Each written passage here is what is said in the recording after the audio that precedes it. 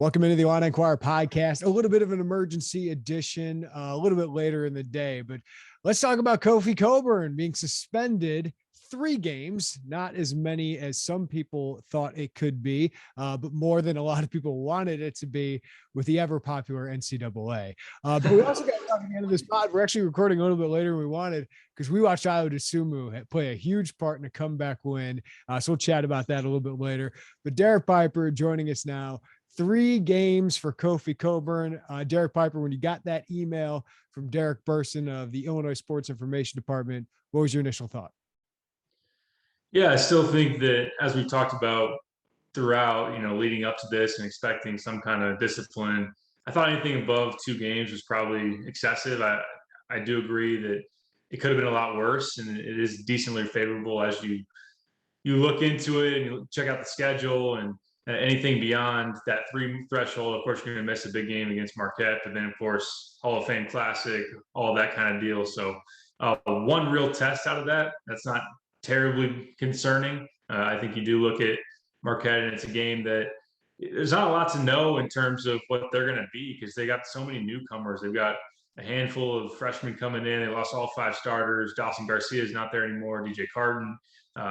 So yeah, it's not ideal. It's not one that you're happy with. And I know that there's a lot of pushback both from Illini Nation and even some national reporters. Jeff Goodman, Jay Billis had pushed back on the punishment. And I would agree because it is something, as Illinois put out in their release, that it would have been legal just a month after. But again, it was something that when Kofi did it, he obviously knew that at the time it wasn't something that allowed him to retain eligibility because he's planning on staying in the draft. And so he broke a rule. He got punished for it. I think it's a little bit excessive, but at the same time, it's not killing your season or anything. So I think it's a game too heavy, personally. Yeah, which is fair. Like if you want to say that, I thought the 2 or 3 game, I thought that was about right. Like for what the infraction was. And let's just talk about the infraction for people that are just joining this, or we should just whiteboard this. Is Cockburn sold Illini issued gear, right? So stuff he'd worn at Illinois, and you couldn't do that in June. That was against NCAA rules for the last hundreds of years, right? Or last 100 years or whatever it is. And that was a month before the NIL rule went into effect for both the NCAA and Illinois. Okay. So he made, it sounds like, some decent money off of that. And that's against amateurism rules when he did it. So the bottom line is he broke an NCAA rule and he is now paying a penalty. So I don't have a problem with the NCAA in this instance. This is an easy case for them, right? They see he sold it and he broke a rule.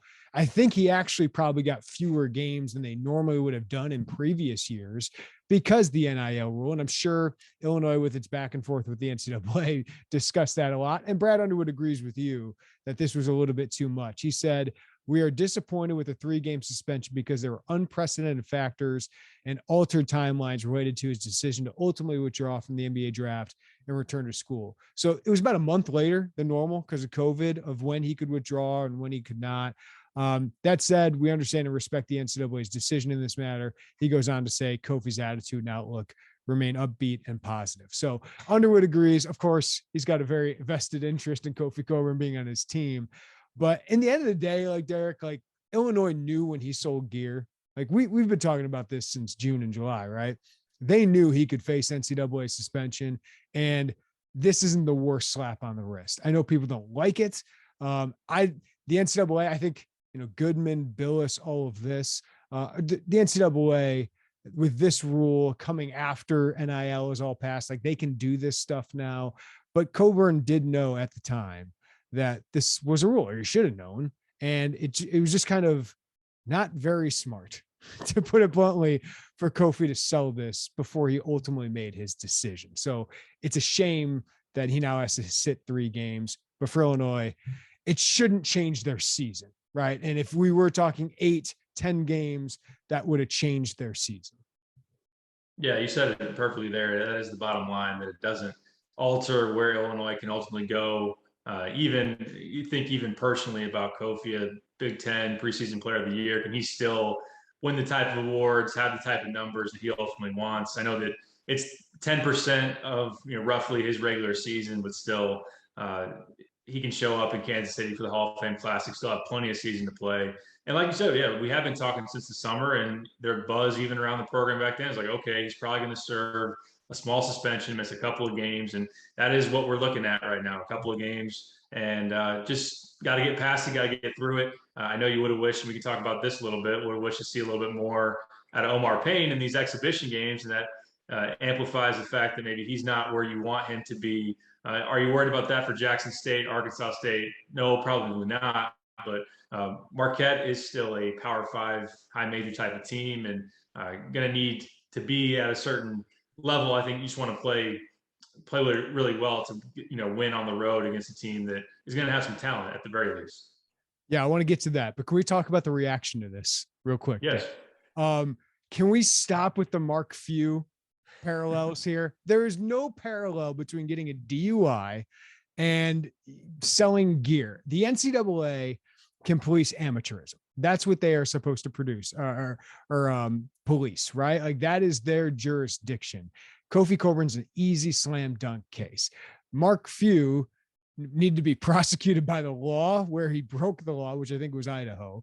And then his employer, Gonzaga, suspended him for a game. The NCAA didn't even rule on that, right? Like there's no jurisdiction there.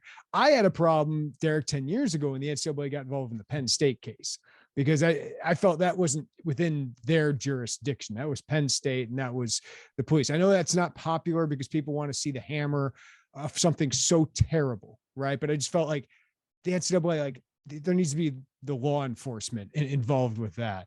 But what we can compare this to is the Ohio State scandal back a decade ago that cost Jim Tressel his job. Those players, remember, Terrell Pryor was suspended 6 games of a season, so half his season, and he just went into the supplemental draft. He just said, screw this. So think about if that were the case for Kofi Cockburn. Like if he missed half the season, he might have said, well, should I even do this? Right. So you don't have that happening. And I do understand this is the other side of it. The NCAA is terrible at punishing its coaches, right? Like the fact that Will Wade is no punishment, I think, right? I don't think he's serving any real punishment. That is ridiculous when he is caught on tape red-handed. And that tells you how toothless they are with these big coaches who have a lot of agents, have lawyers, all this stuff, while these players, they're pretty powerless to fight against it. Yeah, absolutely. I agree with what you had to say there.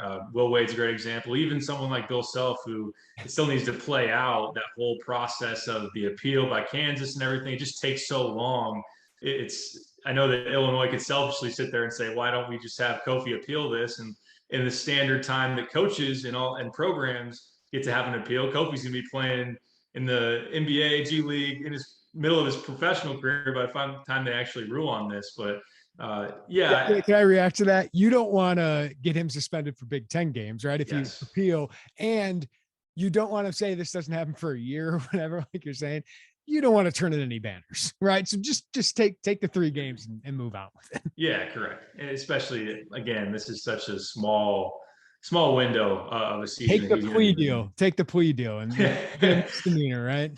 Yeah, exactly. And I mean, you bring up a great point with Few in terms of NCAA ruling on everything. I know that you can look at each quote unquote infraction or just action and kind of weigh what should be punished more. But like you said, the NCAA acting on this one because it's clearly open and shut case, and Few is more of a Gonzaga deal in terms of what they want to do and how that plays out. So I know that. And do we want like the NCAA getting involved in every like off the court infraction of players, right? Like I don't want that. I don't want that with they got enough to deal with that they don't seem very good at. So I'd rather get involved in that. Yeah, absolutely. And I know that one other example you could use, and some people have thrown out there, is the Rashad Bateman, is when he took money from an agent, ended up paying it back, and was ultimately granted full eligibility, no suspension. But that was a little bit different because the Big Ten football season was suspended and postponed. Like Kofi knew that if he were to come back to college, there was going to be a season, and selling that gear at that point in time was pre-NIL. So it was pretty clear cut at that time. That was jeopardizing his eligibility and that he was going to stay in the draft. That was his plan versus someone that said, okay, I'm not going to have a college football season. I'm going to sign with an agent. So it's a little bit of a different circumstance versus Bateman having no punishment and Kofi getting something. Yeah, and the other thing there is like if Kofi was like, hey, I knew NIL was passing, it's like, well, just wait a month. just wait a month and then sell all that gear. Okay, I just wanted to get that out of the way because I do think there's plenty you can criticize the NCAA over, including the cases we brought up. But the Mark Few thing, I don't understand. Okay, so how does this impact Illinois, Derek? Obviously, you think you can beat Jackson State and Arkansas State without Kofi Cockburn, but it becomes just a little more dangerous because Kofi Cockburn, I can't see those teams having any chance of beating Illinois without with Kofi Cockburn, because I was looking at their rosters, 6'7", 6'8", 6'9" are their tallest guys on those rosters. And Kofi simply, he could walk into those games and probably get 20 and 10 within the first 25 minutes. Right. The Marquette game, you don't know what to expect because it's Shaka Smart. It's a new team. You know, they got a bunch of transfers, but they did lose a lot of talent, including the one we know, Dawson Garcia, who's now at North Carolina. It makes things a little bit more nerve-wracking heading into these couple games. Like, how do you feel? Like, do you think they'll drop one? I think the good news is, Derek, this team should be good enough where dropping one of these games shouldn't impact them hugely in their resume. No, I don't think it would too much.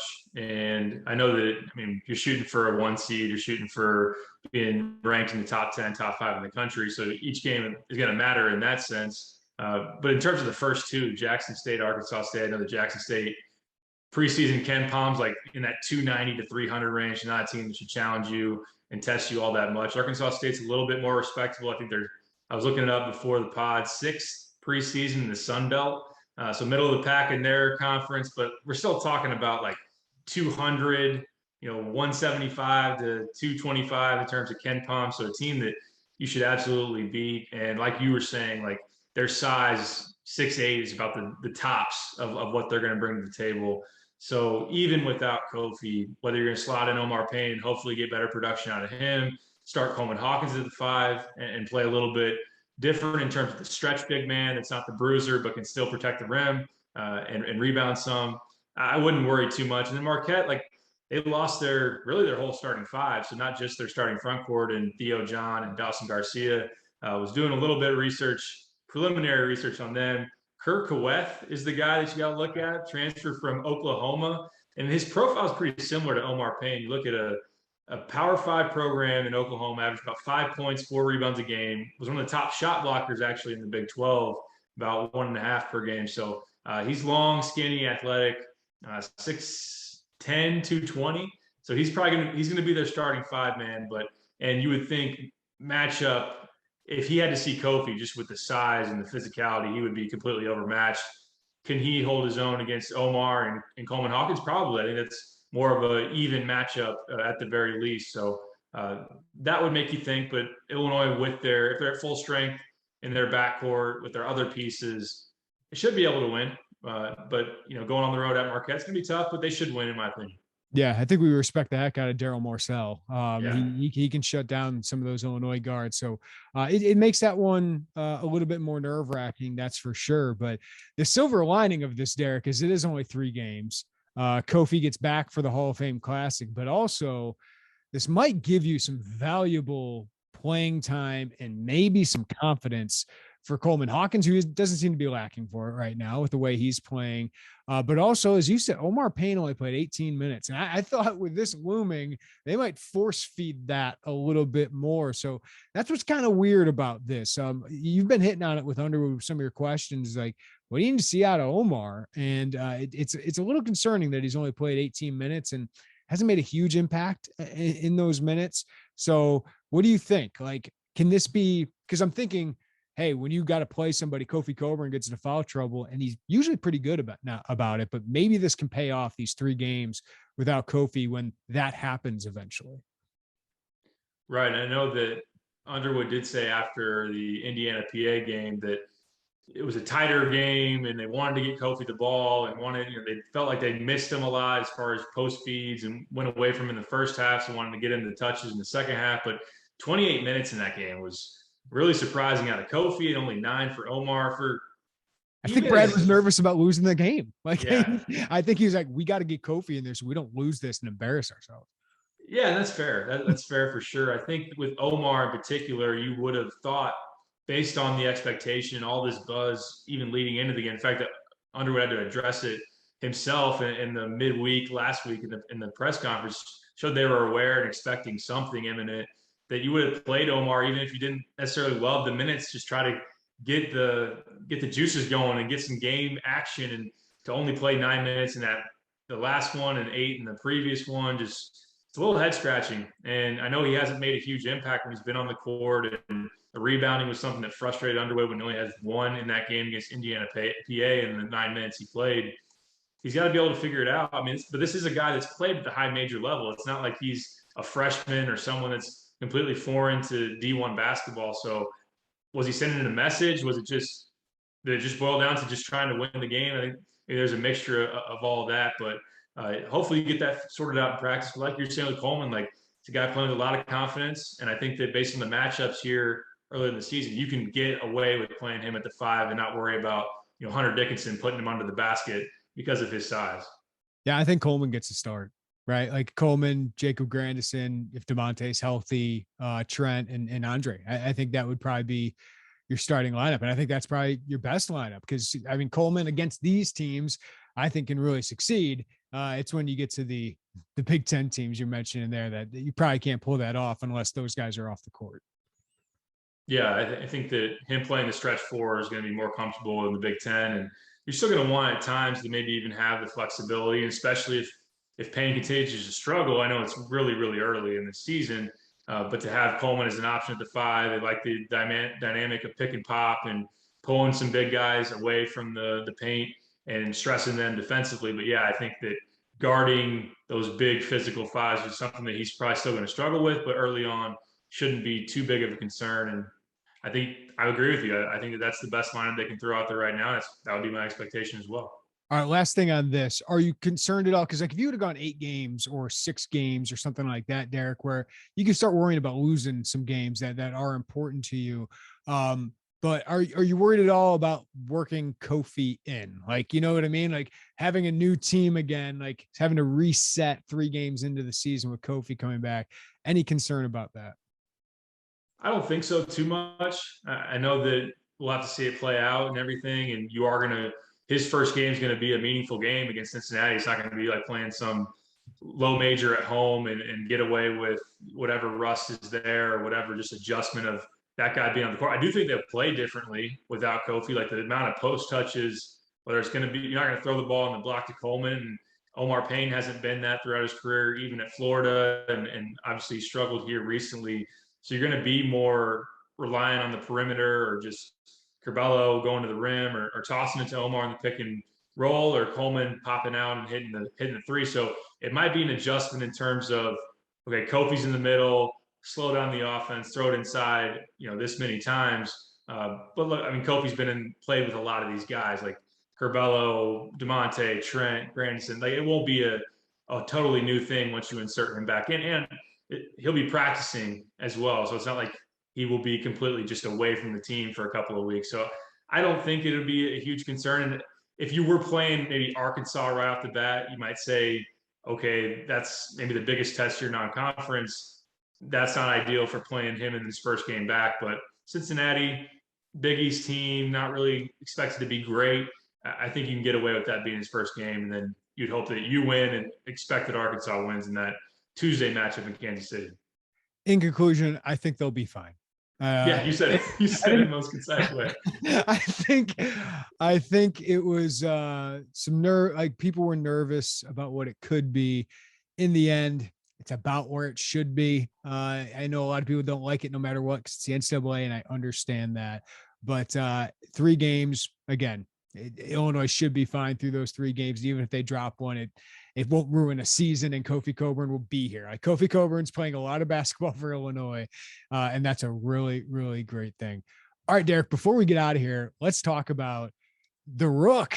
I did not expect Ayo Dosunmu to play back-to-back games of 21 minutes in wins for the Bulls over the Utah Jazz and the Boston Celtics.